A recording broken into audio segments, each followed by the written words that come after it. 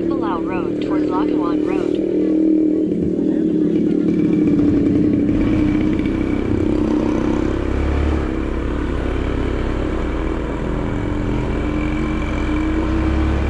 Magandang araw guys, welcome po sa aking channel. Share ko lang itong video ko nitong nakaraang December. Noong umuwi ako sa Bicol, natagalan akong i-upload ito dahil naisip ko bitin lang. Kasi halos sa bandang Quezon lang ang kuha at bukod pa dun yung gusto ko talagang makunan ay yung sikat na Old Zigzag Road, ang kaso maulan ng panahon na yon. Hindi ko na tinangkap ang buksan ang aking camera kasi baka masira pa. Huminto ang ulan sa bandang Atimonan pero pagdaan ko ng Tagkawayan ayon umulan na naman at tuloy-tuloy na iyon. Hanggang sa makarating na ako ng Bicol.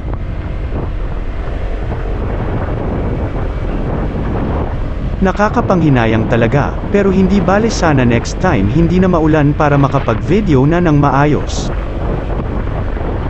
First time ko itong magbiyahe ng Bicol ng nakamotor, kasi dati nung kabataan ko ay sa tren lang ako sumasakay at kalaunan ay sa bus naman. Dahil sa nagka-pandemic ay mahirap magbiyahe ng malayo kaya naisip kong magpundar ng motor. At eto nga, masaya pala mag-ride kahit solo kasi may enjoy mo ang mga magagandang tanawin sa daan. At hindi naman nakakatakot sa daan kasi marami naman akong nakakasabay na mga rider kaya hindi rin ako nainip sa biyahe. Hindi ako makasabay sa kanila, ang bipilas ay ako mabagal lang, lalo na sa mga kurbada.